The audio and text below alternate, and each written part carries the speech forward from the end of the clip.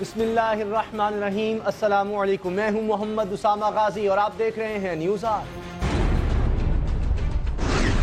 طالبان کی کارروائیوں میں شدت، 24 گھنٹوں کے دوران 2 خوفناک حملے۔ نون لیگ کا تو پتہ نہیں فوج کی قوت برداشت ختم ہو رہی ہے۔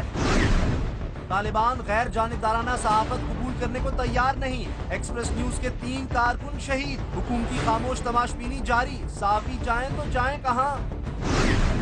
سندھ حکومت کے ہاتھوں جھٹکا کھانے کے بعد کراچی آپریشن تیز ترین مرحلے میں داخل ہونے جا رہا ہے۔ رینجر ساتھ ہے یا نہیں، اہم سوال ہے۔ کچھ سالوں بعد پاکستان دنیا کی 18ویں بڑی معاشی طاقت ہوگا، ایک برطانوی رپورٹ کہہ رہی ہے، مگر موجودہ حالات میں یہ رپورٹ مذاق ہی لگتی ہے۔ ششی تھرور کے پاکستانی صحافی سے مبینہ معاشقے اور بیوی کی موت میں حقیقت ہو یا نہ ہو، لیکن ہر دوسرے ہندوستانی کی زبان پر اسی کا چرچا ہے۔ طالبان کی طرف سے ایکسپریس نیوز چینل کے 3 کارکنوں کو قتل کر کے پیغام دیا گیا ہے کہ ان کے بارے میں منفی تاثر پھیلانے والوں کے ساتھ یہی سلوک کیا جائے گا۔ صورتحال یہ ہے کہ حکومت پاکستان کی طرف سے شدت پسندوں کی کوریج اور ان کے پیغامات جوں کہ توں نشر کرنے اور ان کی فوٹیج آن ایئر کرنے پر پابندی ہے۔ ایسی صورتحال میں جب ایک طرف قانون اور دستور کی پابندیاں ہیں، وہاں طالبان کی ناراضی بھی اپنی جگہ موجود ہے۔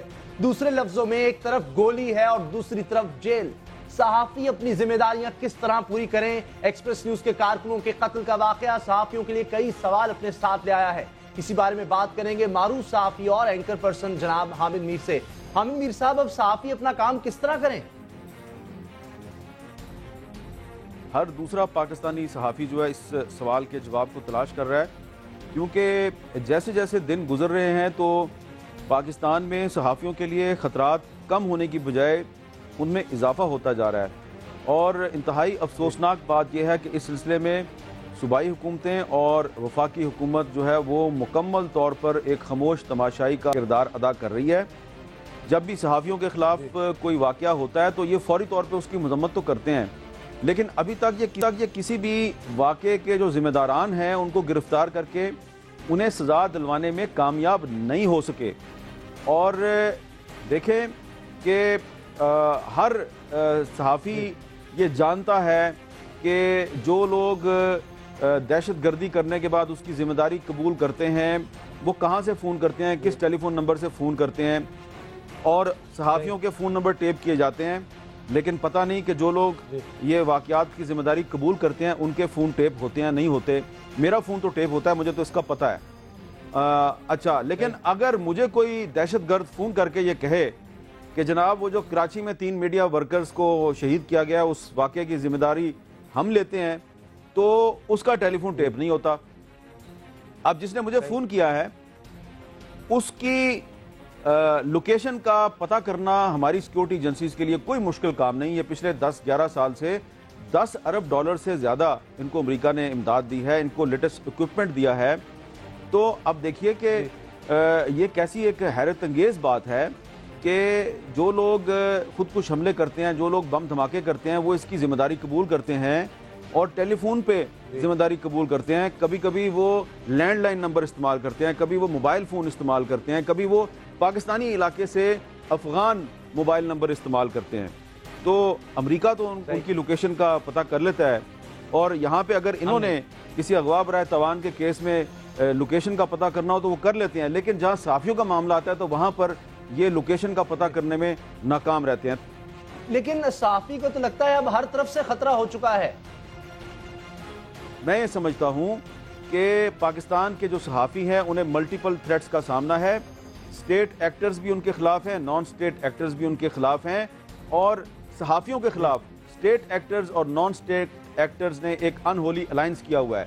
بظاہر یہ سیکیورٹی ایجنسیز اور طالبان ایک دوسرے کو مارتے رہتے ہیں، ایک دوسرے پہ حملے بھی کرتے ہیں، لیکن جہاں پہ صحافیوں کا معاملہ آتا ہے تو یہاں پر یہ ان میں ہمیں کولیبوریشن نظر آتی ہے۔ اس کی میرے پاس بہت سی ڈیٹیل بھی موجود ہے جو میں پھر کسی وقت آپ کی خدمت میں عرض کروں گا۔ تو اس معاملے پہ جو حکومت ہے اس کو کھل کے ایک قانون سازی کرنی چاہیے۔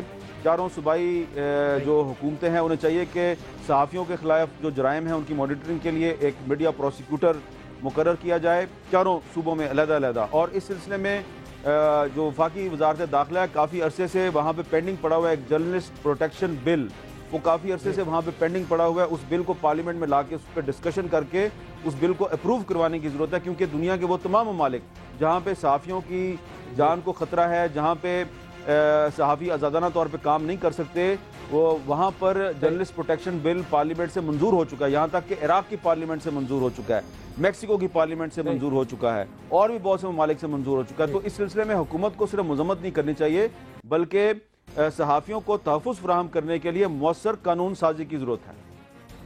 جی بہت بہت شکریہ. ہم سینئر صحافی, آپ نے انہیں سنا. صحافیوں کے لیے خطرات بڑھتے چلے جا رہے ہیں, حکومت ابھی تک کچھ نہیں کر رہی, اور لگتا ہے آنے والے دنوں میں خطرات اور بڑھیں گے. ہر طرف سے صحافیوں کے تھریٹس ہیں, اور یہ سوال ہے کہ صحافی پھر اپنا کام کس طرح کر سکیں گے, اس کا جواب کہیں سے نہیں آ رہا. نیوز آرمی میں وقت ہے بریک کا. بریک کے بعد بات ہوگی کہ دہشت گردی کی جو کارروائی ان میں تیزی نظر آ رہی ہے, فوج کہاں کھڑی ہے, کیا آرمی چیف کی جو ملاقات اب وزیر اعظم سے ہوئی ہے اس میں یہی پیغام دیا گیا ہے کہ اب ایکشن کرنا ہوگا. نیوز آرمی ملتے ہیں بریک کے بعد.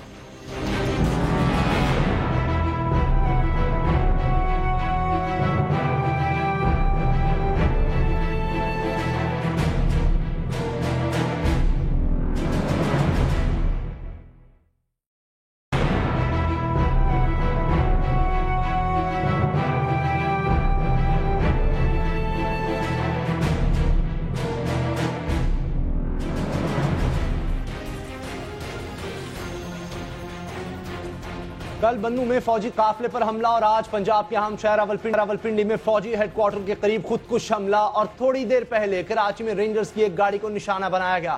کل کے دھماکے میں شہید اہلکاروں کی تعداد 20 تھی, اور آج کی خودکش کارروائی میں 15 فوجی اور سول شہری شہید ہوئے. دونوں دھماکوں کی ذمہ داری طالبان کی طرف سے قبول کی گئی. کل کا حملہ خیبر پختونخوا میں ہوا, جہاں حکومت تحریک انصاف کی ہے. اس دھماکے کا مقدمہ نامعلوم افراد کے خلاف درج کیا گیا. آج دھماکہ پنجاب میں ہوا, جہاں مسلم لیگ نون کی حکومت ہے. اس دھماکے کا مقدمہ بھی نامعلوم افراد کے خلاف درج کیا گیا.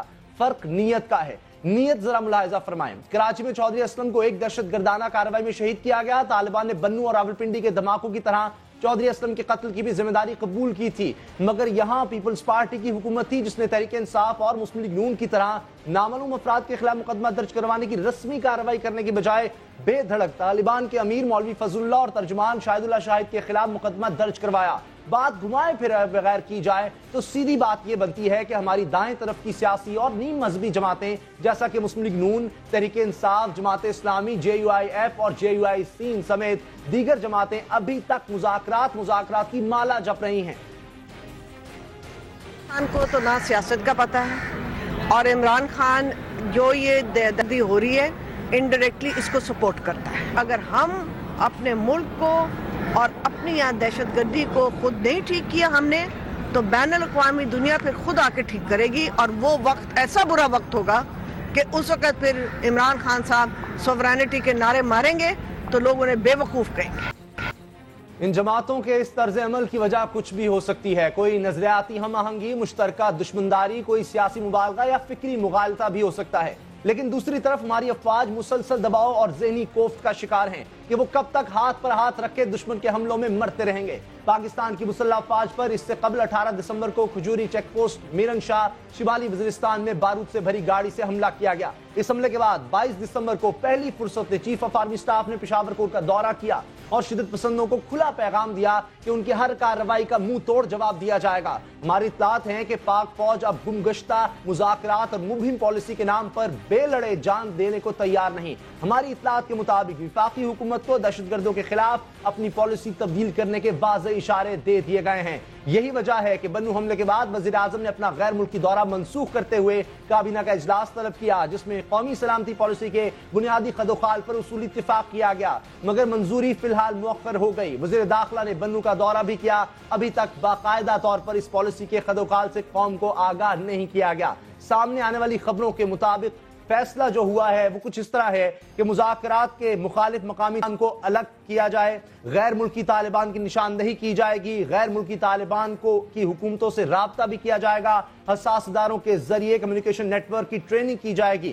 سلامتی پالیسی میں طالبان سے مذاکرات کا بہرحال ذکر نہیں ہے. ساتھ ہی ساتھ اس کے علاوہ ہماری اطلاعات کے مطابق آنے والے دنوں میں شدت پسندوں کی طرف سے پاکستان میں فوجی تنصیبات اور دیگر اہم مقامات پر شدید حملے کیے جائیں گے، جس کا مقصد یہ ہے کہ حکومت پاکستان اور فوج کو پیغام دیا جا سکے کہ طالبان کسی بھی طرح کمزور نہیں۔ اس کے تدارک کے لیے اس وقت پاکستان کے بڑے شہروں میں اہم فوجی اور مواصلاتی تنصیبات پر ہائی الرٹ کر دیا گیا ہے۔ اس وقت پاکستان کے اہم تنصیبات پاک فوج اور حساس اداروں کی نگرانی میں ہیں۔ دوسرے لفظوں میں صاف نظر آ رہا ہے کہ آر یا پار کا مرحلہ شروع ہونے کو ہے۔ آنے والے دنوں میں مذاکرات کا باب طویل عرصے کے لیے بند کر کے بھرپور عسکری کارروائی کی جائے گی۔ سوال سادہ سا ہے کہ حکومت نے مذاکرات کی بجائے کارروائی کا فیصلہ اگر کرنا ہی تھا تو خود ہی کر لیتی، کم از کم عزت سعادت ہی بچی رہتی۔ اس پر بات کرنے کے لیے ہمارے ساتھ نون کے رہنما جناب دانیال عزیز اور پیپلز پارٹی کی رہنما پلوشہ خان۔ دانیال عزیز صاحب، یہ جو مقدمہ آج درج کیا گیا ہے، یہ نامعلوم افراد کے خلاف کیوں درج کیا گیا؟ اس لیے کہ اگر آپ نے نامزد مقدمہ کرنا ہوتا ہے تو اس کے کوئی نہ کوئی شواہد بھی آپ کو چاہیے ہوتے ہیں۔ جب تک سے یہ معاملہ اپنی تحقیقات کے انجام تک نہیں پہنچتا تو اس میں اس طرح کا حتمی فیصلہ دینا اس وقت نہ یہ ایف آئی آر کا طریقہ کار ہے، نہ ہی یہ تفتیش کا طریقہ کار ہے۔ تو اس لیے انکوائری آرڈر کر دی گئی ہے۔ تمام تر چیزیں جب سامنے آئیں گی ٹھیک ٹھیک نشانے لیے جائیں گے اور ٹھیک ٹھیک فیصلے کیے جائیں گے۔ اگر کوئی ذمہ داری قبول کرے دانیال صاحب تب بھی اس میں جو ذمہ داری قبول کرنے کا جو فن ہے اس کو بھی یہ بھی انکوائری کا حصہ ہے۔ جیسے کہ حامد میر صاحب نے بتایا کہ اگر کچھ نمبرز ہیں، ان کے شواہد ہیں، ان کو دیکھنا ہے کہ ایکچولی وہ جنون ہے نہیں ہے، اس میں کیا صداقت ہے، کتنی حقیقت ہے، کیونکہ اس میں بہت سارے ممالک جو ہے نیچرلی ان کا انٹرسٹ ہے کہ پاکستان میں کیا ہونا ہے، اور اس چیز تک جب حقیقت سامنے نہیں آئے گی اس وقت تک کسی کو اس میں زد میں لانا جو ہے وہ وداؤٹ فیکٹس نہیں ہونا چاہیے۔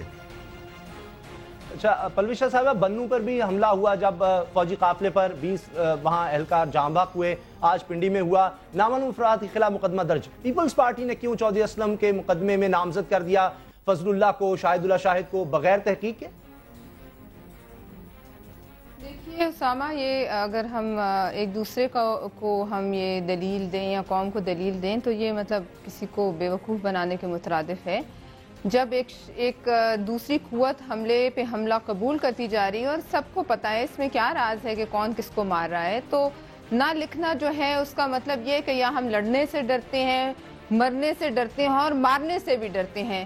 لہٰذا ایک ایسی حکومت جو بے حس اس حد تک ہو چکی ہو کہ وہ کان بھی بند کر لے، اندھی بھی ہو جائے، بہری بھی ہو جائے، نہ اسے لوگوں کی آہیں اور سسکیاں سنائی دیں، نہ انہیں یہ بہتا ہوا خون نظر آئے، نہ انہیں لاشیں گرتی نظر آئیں، کیونکہ جنازے صرف اس وجہ سے کہ جنازے ان کے گھروں تک ابھی نہیں پہنچے، جنازے عام لوگوں کے گھروں تک پہنچے ہیں، جنازے عام پاکستانیوں اور فوجیوں کے گھروں میں پہنچے ہیں۔ لہٰذا مجھے کوئی اس میں حیرت نہیں ہے کہ ان کو نہیں سنائی دیتا، کیونکہ وہ آہیں اور سسکیاں جو اس وقت آرے بازار کی ماؤں کے گھر میں ہوں گی یا بنوں کی ماؤں کے گھر میں ہوں گی، وہ ماتم ان کو نہیں پتا، کیونکہ ماتم کیا ہوتا ہے جب تک اپنے گھر میں نہ ہو آپ کو اندازہ نہیں ہوتا۔ اور میں اس بات پر میں اتنے سخت الفاظ استعمال کرنے پر یقین نہیں رکھتی، لیکن آج میں مجبور ہوں کیونکہ مجھے اس بات پہ یقین ہے کہ بے حسی کی انتہا ہو چکی، کہ آپ کی جو اے پی سیز ہیں، میٹنگز ہیں، پالیسیز ہیں جو آپ لکھ رہے ہیں، اس تمام اور جو بھی آپ یہ پروپوز کر رہے ہیں، اس تمام عرصے کے دوران جتنے پاکستانی جان سے جا رہے ہیں، 30 سے 35 فوجی جس ملک میں روز جہاں ڈیتھ ٹول ہو، آپ مجھے بتائیے کہ اس میں اور کسی عراق اور سیریا میں کیا فرق ہے؟ آپ بتائیے کہ آپ ایک نیوکلیئر نیشن کو لیڈ کر رہے ہیں اور قوم کو آپ دنیا کو پیغام کیا دے رہے ہیں۔ میں آسمہ جہانگیر صاحبہ کی اس بات سے بالکل 100% جو ہے ایگری کرتی ہوں کہ آپ ایک نیوکلیئر آرمڈ نیشن کے سربراہ ہیں، اور آپ معذرت خواہانہ رویے کی انتہا یہ ہے کہ ایک وہاں حکومت کے پی کے میں بیٹھی ہے جو ہاتھیوں کو بچانے کے لیے پرنس چارلز کے ساتھ جا کر جو ہے وہاں کھڑے ہو کر تصویریں کھچا سکتے ہیں ہسپتال کے بستر سے اٹھتے کے ساتھ ہی، مگر یہاں وہ جو ہے دہشت گردوں کو اور ایک دہشت گرد کو اپنے انجام تک نہیں، ان کا نام نہیں لے سکتے۔ تو میں یہ پوچھتی ہوں کہ وہ طائر لاہوتی کہاں گئے؟ میں آپ نے چونکہ ایک بڑی اہم بات کی ہے جو معصوم لوگ، کرنے دیجئے کہ وہ طائر لاہوتی کہاں گئے، وہ چوکوں پہ لٹکانے والے کہاں گئے، وہ سب حبیب جالب کی شاعری کہاں گئی؟ یہ کیا پالیسی ہے کہ ہنٹ ود دا ہاؤنڈز اور خرگوش کے ساتھ بھی بھاگا جائے اور run with the hare and hunt with the hound اور کتوں کے ساتھ شکار بھی کیا جائے؟ لہٰذا پالیسی جو ہے وہ یہی ہے کہ آپس میں یہی گٹھ چور ہے کہ ہم چپ کرتے رہیں گے، ایسے ہی لکھتے رہیں گے۔ اب فوج کیا کرتی ہے مجھے یہ علم نہیں، لیکن میں سمجھتی ہوں اس بات پہ فوج کا بھی خاموش رہنا جو ہے وہ مجھے جو ہے اب زیادہ سمجھ نہیں آتا کہ کس طریقے سے اتنے اٹیکس پہ اٹیکس وہ برداشت کرتے جائیں گے۔ لہٰذا وقت آ گیا ہے کہ یا قوم خود کھڑی ہو جائے اور یہ جو ظلم کی جو یہ ایک یہاں حکمرانی آ گئی ہے، اس کو قوم اس جمعے کے دن کوئی خدا سے دعا کرے کہ ہم سے کیا نہ کردہ گناہ ہوئے ہیں کہ یہ ہم پہ یہاں بھی اور وہاں KPK میں مسلط ہو گئے ہیں کہ خون کی کوئی قیمت نہیں ہے، اور یہ کیا گناہ ہے کہ جس کے لیے ہمیں تو اذانیں دینی چاہیے اس جمعے کے بعد اجتماعی کوئی اس کا جواب بھی لے اللہ لینا تعالیٰ سے۔ صحیح، یہ دانیال عزیز صاحب آپ نے بات سنی، ان کا جواب میرے پاس بھی نہیں ہے۔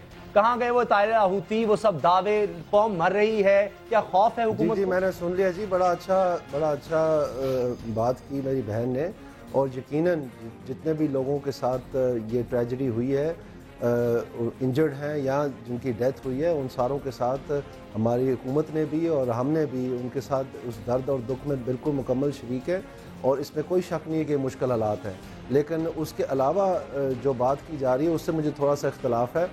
ہم سب کو اس بات کا دکھ اور درد بھی ہے کہ محترمہ بی بی شہید جو ہے وہ کس طرح سے اسیسنیٹ ہوئی، وہ بھی جو لڑکیاں تھیں وہ جا کے رل ملتی تھی طالبان کے ساتھ، لیکن ہم نے کوئی ایکشن نہیں دیکھا۔ جو گورنر صاحب تھے پنجاب والے جو قتل ہوئے ایک سپاہی سے، تو اس وقت ایک موقع تھا کہ پورے پاکستان میں آپریشن کیا جاتا اور یہ ساری چیزیں کی جاتی، لیکن ہمیں دیکھنے میں کیا آیا کہ رابرٹ گیٹس جو کہ بہت سینئر رہنما تھے، ڈیفنس سیکرٹری تھے امریکہ کے، وہ اپنی کتاب میں لکھتے ہیں کہ جب وہ آ کے گیلانی صاحب سے، زرداری صاحب سے اور کیانی صاحب سے مل کے گئے تو ان کو یقین تھا کہ وہ فیل ہو گئے تھے ان کو کنونس کرنے کے لیے کہ وہ طالبان کے خلاف موو کریں۔ سو اس لیے اتنا وکٹ سے نکل کے کھیلنے کی ضرورت نہیں، ہمیں سب پتہ ہے کون کیا ادھر، اور نہ ہی کوئی چیز کسی کو بھولی ہوئی ہے۔ لیکن میں یہ ضرور کہوں گا کہ پاکستان کی مسلم لیگ نون کی حکومت نے جو ڈیسائسو ایکشنز لیے ہیں، کوئی کمپلیسنسی نہیں ہے۔ ہم نے کلیئرلی کراچی میں جو آپریشن ایک کیا، انٹیلیجنس شیئرنگ کے پورے نظام بنائے، جو سال در سال بات لٹکی رہی، کبھی ISI کے چیف کو انڈیا بھیجا کے تانے دیے گئے کہ تم جا کے جواب دو، کبھی کہا گیا کہ انٹیریئر منسٹری کے نیچے لگانا ہے۔ نیکٹا ایکٹ جو ہے وہ آخری 3 ہفتوں میں پاس ہوا ہے، 5 سال گزر گئے، ایک ایکٹ نہیں بنا سکے۔ ہم نے 4 بنا دیے ہیں، جو سائبر سیکیورٹی ایکٹ ہے وہ بنا دیا ہے، جو منی لانڈرنگ کا ایکٹ ہے وہ بنا دیا ہے، جو شوٹ آفٹر وارننگ کا اچھی بات ہے، قوانین بن رہے ہیں، لیکن ایکشن ہمیں نظر آ رہا ہے۔ ایک منٹ، آپ نے ان کو جتنا ٹائم دیا اتنا ٹائم آپ کو مجھے بھی دینا چاہیے۔ جی I'm sorry، please be fair, جو آپ تو کم از کم فیئر رہے، اور مجھے انتہائی دکھ ہے اس بات کا جو یہ کچھ ہوا ہے۔ لیکن میں یہ کہنا چاہتا ہوں فورن پالیسی کے فرنٹ پہ یہ جو کیبنٹ کمیٹی اور نیشنل سیکیورٹی ہے، جو پہلی دفعہ پاکستان کی 65 سالہ تاریخ میں ایک پالیسی سامنے آ رہی ہے جس میں خط و خال طے کیے گئے ہیں، اور جو بلوچستان میں سارے ایکشنز لیے گئے ہیں، جو ایک پولیٹیکل سیٹلمنٹ ہے جو APC ہے، اس میں پاکستان مسلم لیگ نون کے پاس تو مینڈیٹ تھا، ساروں کو آن بورڈ لایا گیا۔ تو اب یہ بڑا آسان ہے کہ یہ جب فیصلہ ہوگا کہ اس کے اوپر سیاست نہیں کھیلنی ہے، تو اب آ کے ایسے وہ بڑے دردناک اور اس طرح سے الفاظ کر کے معاملات حل نہیں ہو جائیں گے۔ ہم سب نے مل کے ان کو حل کرنا ہے انشاءاللہ۔ اس کوآپریشن کے ساتھ ہم ایک پیج پہ کھڑے ہیں، ہم سب پاکستانی ہیں، سب کو دکھ درد ہے، اس کو لے کے آگے چلیں گے انشاءاللہ۔ دکھ درد سب کو ہے۔ ایک باپ کی جو آہیں ہیں میں آپ کے سامنے رکھنا چاہتا ہوں کہ اس کو ہم کیا جواب دیں، یا والدین ان کے لیے کیا پیغام دیا جا سکتا ہے، ان کو صبر کی تلقین کریں، ہم کیا کریں؟ آج جب پنڈی میں دھماکہ ہوا ہے اس میں ایک والد کی جو سسکیاں ہیں وہ کیا سوال کر رہا ہے، ہم سب سے وہ ذرا سوال سنیں۔ کل اس کا فون آیا تھا، پرسوں میسج نہ آپ کے 15 منٹ لیٹ ہو گیا۔ میں نے کہا بیٹے لیٹ نہ ہوا کرو، اپنا ٹائم سے چل، کہتے میں راستہ لیٹ ہو۔ آج صبح مجھے نہیں ملا جی، میں نے نماز پڑھی ہے، تجل پڑھی ہے، قرآن پاک، میں نے اس کو پھوکے ماری ہے بچہ اللہ طریقے سے۔ ایک والد ہے جس کا بیٹا شہید ہوا آج کے واقعے میں، نوجوان وہ بچہ تھا۔ پلویشا صاحبہ، ان لوگوں کے لیے ہمارے پاس کوئی الفاظ نہیں رہتے۔ اب ہاتھ پہ ہاتھ حکومت رکھ کے نہیں بیٹھی، قانون سازی تو کر رہی ہے، لیکن کیا یہ کافی ہوگا؟ آپ کو لگتا ہے کہ فوج جو ہے وہ حکومت کو پش کرے گی کہ وہ ایکشن لے؟ دیکھیے، میرا اس بات سے کوئی سروکار نہیں کون کس کو پش کرے۔ میں سمجھتی ہوں کہ جب ایک آپ کے اندر ول ختم ہو جائے لڑنے کی، یا کبھی ہو ہی نہ، اور ایک مائنڈ سیٹ کے ذریعے آپ پالیسیز کا کیا فائدہ ہے اسامہ، یا ایکٹس کا کیا فائدہ ہے جب آپ نے لڑنا نہیں ہے؟ اور یہ ایک آپ نے دکھائے ہیں بزرگ، ایسے کئی بزرگ ہوں گے، کئی جوان ہوں گے، بہت سی فیملیز ہوں گی جہاں جو آپ تک پہنچ نہیں سکی ہوں گی، یا جن کو آپ نے یہ آپ کے کیمرے کی آنکھ نے پکڑا نہیں ہوگا۔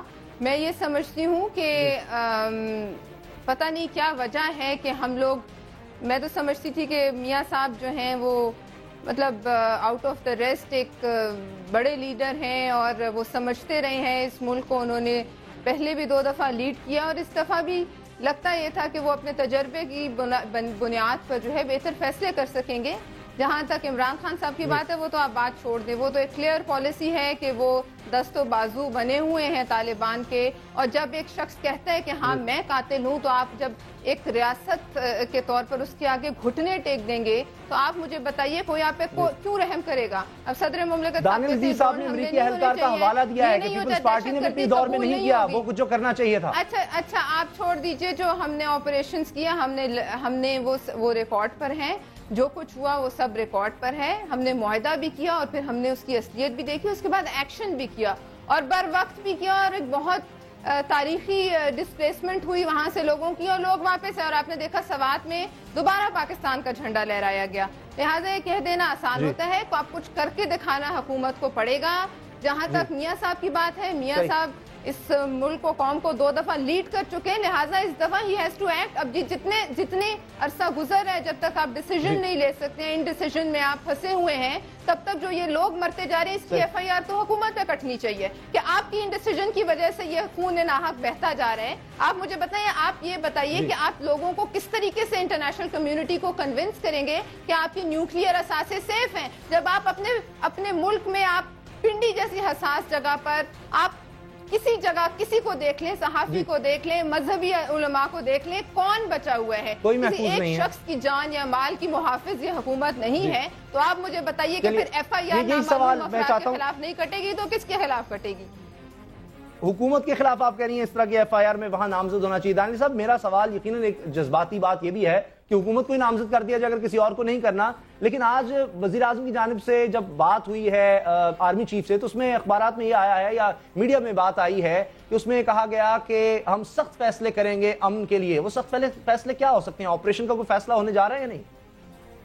जी, इससे पहले भी जब cabinet committee on national security की मीटिंग हुई थी, जिसमें पहला ड्राफ्ट जो है उसका डिस्कशन हुई थी, उसमें क्लियरली वो हिस्से मौजूद है फोर्स के, और फोर्स इस्तेमाल करना किसी किस्म का गुरेज करने की ज़रूरत नहीं है नून लीग को। लेकिन मैं आपको साथ साथ ये भी कहना चाहता हूँ कि जो सोच थी वो ऐसी थी कि 10 साल फोर्स इस्तेमाल किया, यकीनन मालाकन डिवीज़न में ऑपरेशन हुआ, उसमें क्लीन अप हुआ, निज़ाम अदल रेगुलेशन बना, लेकिन आप मुझे ये बताइए कि आज आप फौजें वहाँ से वापस बुला सकते हैं?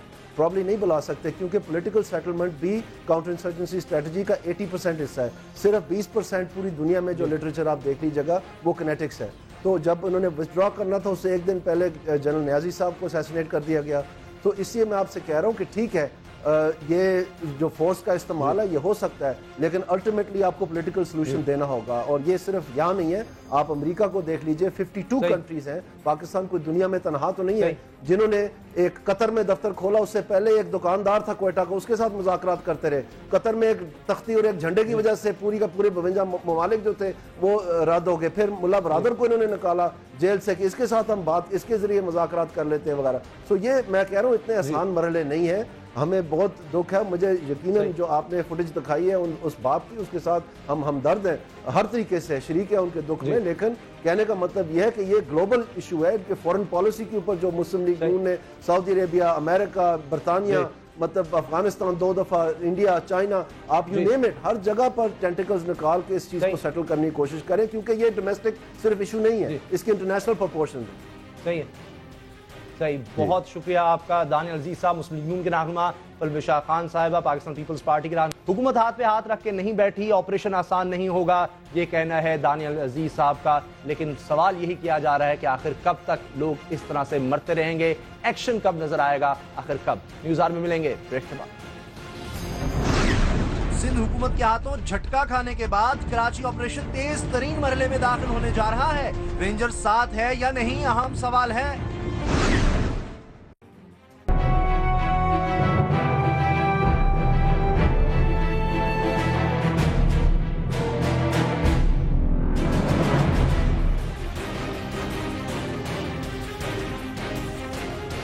वफाकी काबीना ने तहफ़्फ़ुज़ पाकिस्तान ऑर्डिनेंस की मंजूरी देते हुए इसे फौरी तौर पर नाफिजुल अमल करने की इजाज़त दे दी है। यह कानून बुनियादी तौर पर ججوں اور گواہوں کے تحفظ سے متعلق ہے، اور اس قانون کی سب سے زیادہ ضرورت کراچی میں محسوس کی جا رہی تھی، جہاں دہائیوں سے بے امنی اور خون ریزی کا غلبہ ہے۔ کراچی بے امنی کے خاتمے کے لیے آپریشن وفاقی اور صوبائی حکومت سے مشاورت سے جاری ہے، مگر اس آپریشن کو منطقی انجام تک قانون تبدیل کیے بغیر پہنچانا مشکل ہی نہیں بلکہ ناممکن تھا، کیونکہ کراچی میں کسی بھی قسم کی لا قانونیت کے خلاف گواہی دینے کو کوئی تیار نہیں ہوتا۔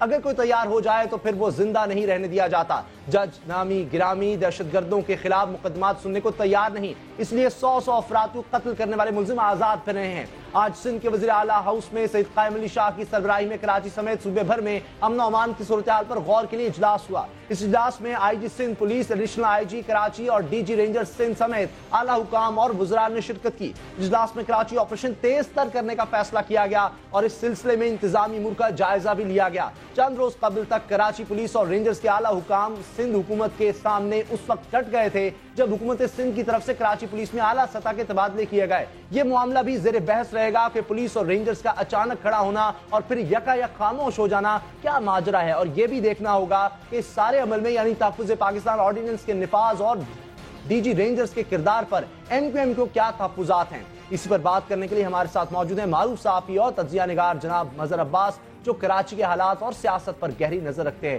مظہر عباس صاحب، یہ کیا ہوا کہ ایک روز پہلے تک تو رینجرز کے تحفظات تھے، لیکن آج کہا جا رہا ہے یہ تیز تر ہو جائے گا، یہ کراچی آپریشن کا مرحلہ، یہ سب کیسے ہوگا؟ دیکھیے کنفیوژن ہے، اور اس سے زیادہ میں اس پہ اور کیا کہوں کہ اگر 2 مرحلے جو ہیں اب تک ہوئے ہیں ان کے رزلٹس اب تک سامنے نہیں آئے ہیں، یا کم سے کم جو بظاہر نظر آ رہا ہے کہ کوئی ایسے نتائج سامنے نہیں آئے جس کی بنا پہ ہم یہ کہہ سکیں کہ جو 2 مرحلے تھے وہ بہت کامیاب رہے۔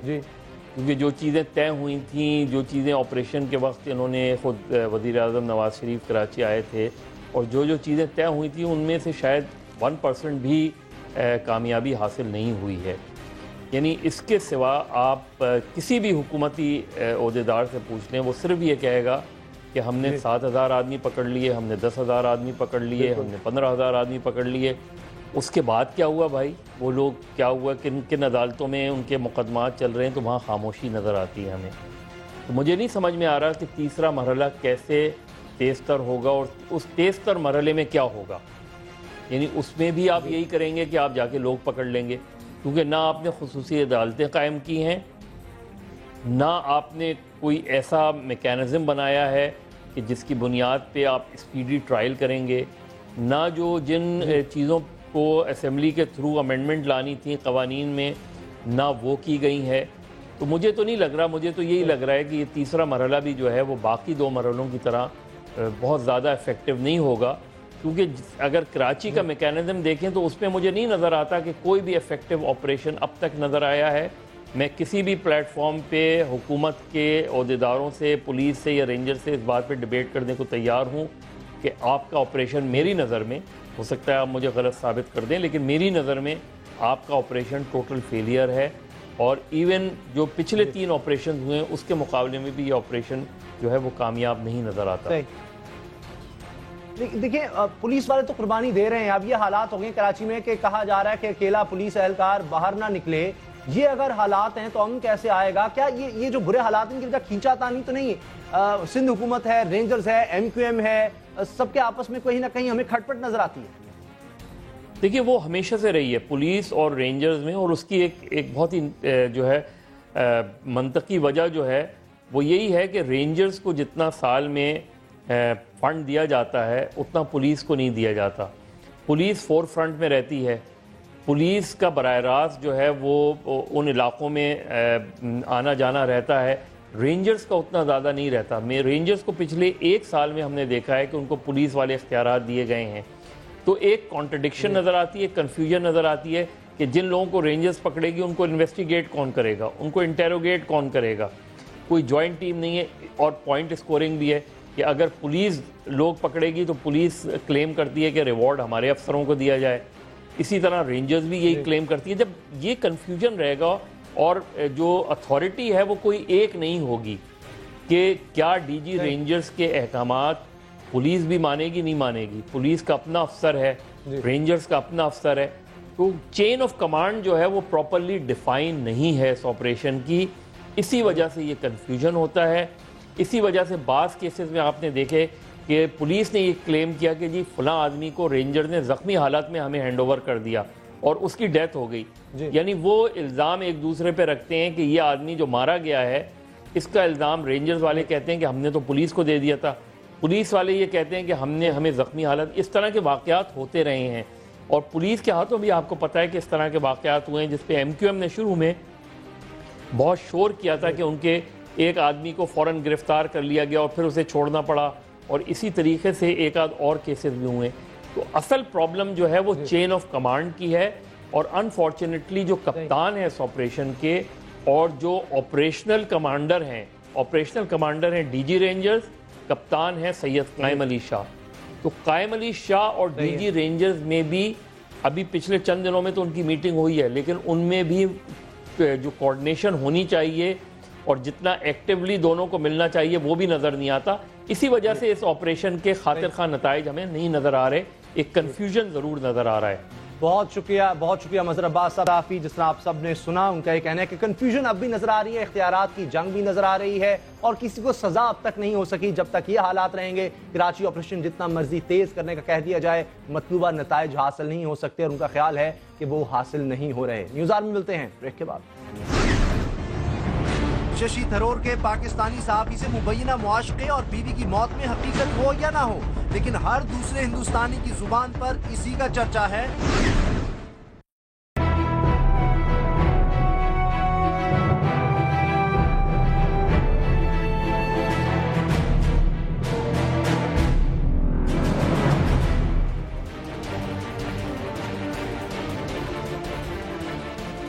ایک برطانوی رپورٹ کہہ رہی ہے کہ 35 سال بعد پاکستان دنیا کی 18ویں بڑی معاشی طاقت ہوگا. پاکستان کی معاشی ترقی کی یہ پیشگوئی برطانیہ کے نامور ماہر اقتصادیات اور معروف کالم نگار جم اونیل نے کی ہے.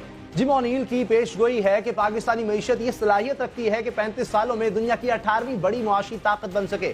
جم اونیل کے محتاط اندازے ہیں کہ صرف 35 سال بعد پاکستان کی جی ڈی پی میں 15 گنا اضافہ ہو جائے گا. جی ڈی پی بڑھ کر 33 کھرب ڈالر کے ریکارڈ کو چھو لے گی. پاکستانی معیشت کا یہ سائز جرمنی کی موجودہ معیشت کے برابر ہوگا. پاکستان کی موجودہ جی ڈی پی 225 ارب ڈالر کے برابر ہے اور معاشی لحاظ سے یہ دنیا میں 44ویں نمبر پر ہے. جم اونیل کا تعارف یہ ہے کہ 2001 میں انہوں نے برٹ کی اصلاح پیش کی تھی, جس میں انہوں نے پیشگوئی کی تھی کہ چین, بھارت, روس اور برازیل آنے والے دنوں میں دنیا کی معاشی طاقتیں بن کر ابھریں گے. ان کی یہ پیشگوئی حرف بحرف درست ثابت ہوئی ہے. کیا پاکستان کے حوالے سے بھی ان کے اندازے صحیح ہیں؟ کیونکہ پاکستان کے حالات دیکھیں تو یہ رپورٹ ایک مذاق سے زیادہ نہیں لگتی. دکھی اور المناک خبریں پاکستانیوں کا مقدر بن چکی ہیں. دہشت گردی کے عذاب کے مارے پاکستانی اپنے پیاروں کی کٹی پھٹی لاشیں اٹھانے والے دنیا کی معاشی طاقت کیسے بن سکتے ہیں؟ توانائی بحران سے جان چھوٹتی نظر نہیں آ رہی. بیرونی قرضے ہیں کہ ماؤنٹ ایوریسٹ کی بلندیوں کو شرما رہے ہیں. ریلوے, سٹیل ملز, پی آئی اے جیسے ادارے ملکی معیشت کے لیے سفید ہاتھی بنے ہوئے ہیں. دوسری طرف مہنگائی غریبوں کا خون پسینہ نچوڑ رہی ہے. والدین بھوک سے بلکتے بچوں سمیت خودکشیاں کر رہے ہیں. غربت کے منحوس چکر سے نکلنے کی کوئی صورت نظر ہی نہیں آ رہی, اور ایسے میں معاشی طاقت بننے کی پیش کوئی مذاق نہیں تو اور کیا ہے. یہ مانا کہ مایوسی کفر ہے, مگر مبالغہ رائی بھی کسی چیز کا نام ہے. برطانوی رپورٹ کی حقیقت کیا ہے, اسی پر بات ہوگی معاشی امور کا تجربہ اور سمجھ بوجھ رکھنے والے تحریک انصاف کے رہنما اسد عمر سے. اسد عمر صاحب, یہ تو بڑی کمال کی رپورٹ لگتی ہے کہ پاکستان ایک عالمی طاقت بن جائے گا معاشی طور پر, لیکن ابھی تو لگتا ہے ہم ایک قدم بھی اس جانب نہیں بڑھے. ابھی تک تو بالکل میرے خیال میں یہ کوئی زیادہ اس میں مبالغہ نہ ہوگا. آپ نے جو الفاظ استعمال ہوئے کہ ہم نے شاید پہلا قدم ہی نہیں لیا ہے اس سندھ میں جانے کا, بلکہ شاید ہم جو فیصلے کرتے رہے ہیں ماضی قریب کے اندر تو ہم اس منزل سے دور جا رہے ہیں بلکہ کہ اس کے ہم قریب پہنچے.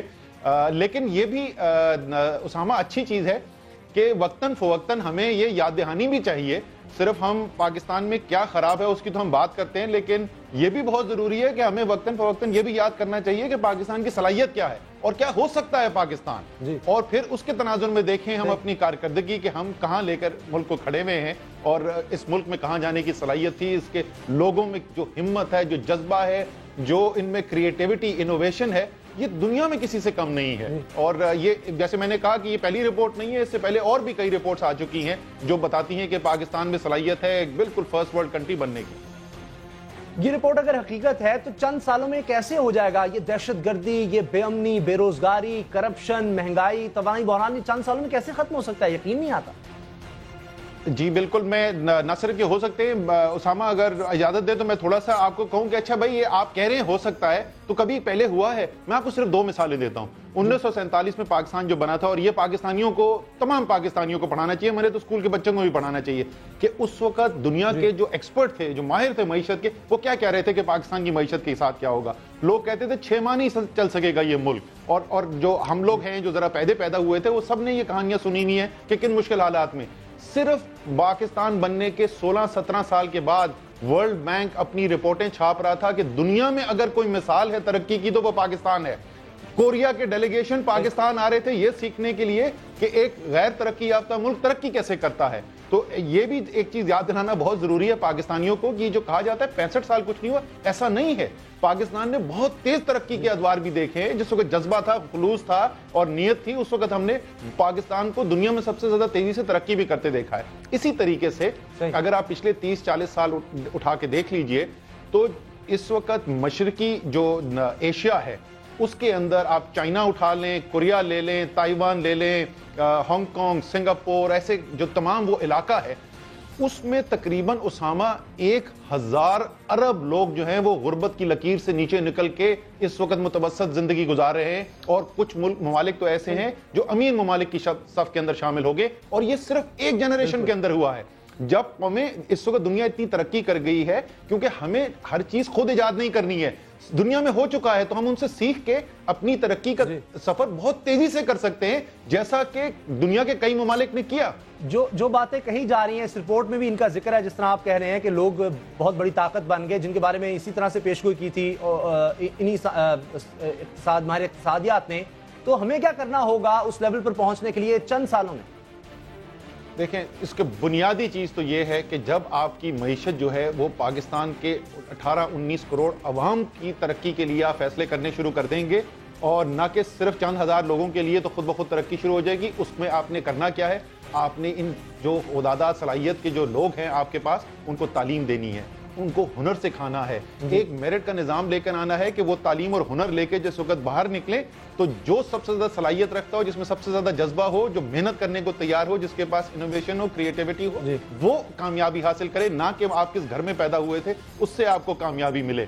آپ نے توانائی کے جو پاکستان کے ایک اللہ تعالیٰ نے ان گنت آپ کو ریسورسز دیے ہیں، سولر انرجی کے اندر کول کے ذخائر ہیں، ہائیڈل انرجی کے ہیں، اس سے پاکستان کو نہ صرف ذخائر آپ نے توانائی کا بحران ختم کرنا ہے، بلکہ پاکستان سے آپ ہندوستان ایکسپورٹ کر سکتے ہیں توانائی۔ اسی طریقے سے پاکستان کی جو جغرافیائی لوکیشن ہے وہ دنیا کی بہترین لوکیشن میں سے، ہم واحد ملک ہیں دنیا کا جو دنیا کی 2 سب سے بڑی آبادی کے ممالک جو ہیں ہندوستان اور چین، جن کی دنیا میں سب سے تیزی سے ترقی کرتی ہوئی معیشتیں بھی ہیں، ہمارا ان دونوں کے ساتھ بارڈر ملتا ہے، واحد ملک ہے دنیا کے۔ اس کے علاوہ جو تمام دنیا کے جو انرجی کے وسائل ہیں وہ ہمارے مشرق کے اندر، مغرب کے اندر موجود ہیں اور ہمارے شمال کے اندر موجود ہیں۔ ہم نے اس لوکیشن کا فائدہ اٹھانا ہے، اس افرادی قوت کا فائدہ اٹھانا ہے، اور میں آپ کو بتاؤں کہ جس دن صحیح آپ کی پالیسیاں نظر آنی شروع ہو گئیں، پاکستانی 5 سال کے اندر نظر ان کو واضح فرق نظر آنا شروع ہو جائے گا، اور 20 سے 25 سال کے اندر تو یہ بالکل انہوں نے جو کہا ہے یہ عین ممکن ہے، اور انشاءاللہ یہ ہوگا بھی۔ بہت شکریہ اسد عمر، یہ رپورٹ حقیقت پر مبنی ہے اور اگلے چند سالوں میں پاکستان ترقی منازل تیزی سے طے کر سکتا ہے۔ بہرحال ابھی تک اس طرف جاتے نظر نہیں آ رہے ہم۔ بھارتی وزیر ششی تھروڑ کا سیاسی کریئر داؤ پر لگا ہے، اور وجہ بنی ہے ان کی بیوی سنندا کی پراسرار موت۔ سنندا کی موت پراسرار اس لیے ہے، اس پر پراسراریت اس لیے چاہیے کیونکہ سنندا نے اپنی موت سے چند روز پہلے ہی ششی تھروڑ کے پاکستانی خاتون صحافی مہر تارڑ سے مبینہ تعلقات کا راز افشا کیا تھا۔ ششی تھروڑ اور مہر تارڑ کے درمیان سوشل میڈیا اور ای میلز پر کیا بات چیت ہوتی رہی، اس سے پتہ چلتا ہے کہ دال میں کچھ کالا ضرور تھا، اور اسی بات سے سنندا تھروڑ شدید ذہنی دباؤ کا شکار تھی۔ سنندا نے سماجی رابطے کی ویب سائٹ پر اپنے شوہر ہی کے اکاؤنٹ سے ان کی ایک پاکستانی خاتون کالم نگار کے درمیان مبینہ طور پر تعلق کا الزام عائد کرتے ہوئے طلاق لینے کا اندیہ دیا تھا۔ سنندا نے مہر تارڑ کو پاکستانی خفیہ ایجنسی کا ایجنٹ بھی قرار دیا تھا۔ بھارتی میڈیا پر مہر تارڑ اور ششی تھروڑ کے درمیان پیغام رسائی کا بھی خوب چرچا ہوا۔ اسے فلمی کہانیوں سے تشبیہ دی گئی، جبکہ اس حوالے سے ششی تھرور کا کہنا تھا کہ ان کا اکاؤنٹ ہیک کر لیا گیا تھا، جس کی وجہ سے یہ سارے معاملات بگڑے، مگر جلد حالات بہتر ہو جائیں گے۔ جمعرات کو سنندا اور ششی تھرور نے مشترکہ طور پر اپنے تعلقات میں تناؤ کی خبروں کی تردید کی، مگر اگلے ہی روز ہوٹل کے کمرے سے سنندا کی لاش مل گئی۔ اب صورتحال یہ ہے کہ سنندا کی پوسٹ مارٹم رپورٹ آ چکی ہے، جس کے مطابق سنندا کی موت کی وجہ زیادہ مقدار میں خواب آور گولیاں بنی۔ زیادہ مقدار میں خواب آور گولیاں کھانے کی وجہ سے جسم میں زہر پھیلا اور سنندا کی موت ہو گئی۔ پوسٹ مارٹم کرنے والے ڈاکٹر کا کہنا ہے کہ سنندا کے جسم پر 12 سے 15 تشدد کے نشانات بھی ہیں۔ دلچسپ بات یہ ہے کہ سنندا اور ششی دونوں کی یہ تیسری شادی تھی جس کا یوں خوفناک انجام ہوا ہے۔ سوال یہ ہے کہ سنندا نے یہ گولیاں خود کھائیں یا پھر اسے کھلائی گئیں، خودکشی ہے یا پھر قتل، اس طرح سے پردہ اٹھنا باقی ہے۔ ابھی ششی تھرور نے خط لکھ کر حکام سے درخواست کی ہے کہ وہ افواہوں سے تنگ آ گئے ہیں، اس لیے تحقیقات کی رفتار تیز کی جائے۔ حقیقت یہ ہے کہ اس معاملے کا ہر ہندوستانی کی زبان پر چرچا ہے، کوئی اسے اندھے عشق کی کارستانی قرار دے رہا ہے تو کوئی اس کے تانے بانے آنے والے انتخابات سے جوڑ رہا ہے۔ اس وقت جو سب سے زیادہ بھارت میں ہے وہ اسی خبر کا ہے۔ آنے والے دن میں مزید راز افشا ہونے کی امید کی جا رہی ہے۔ نیوز آر دیکھنے کا بہت بہت شکریہ، دعا میں یاد رکھیے گا۔ اللہ تعالیٰ آپ کو نفرتوں اور اولاد کے غم سے محفوظ رکھے۔ اللہ حافظ۔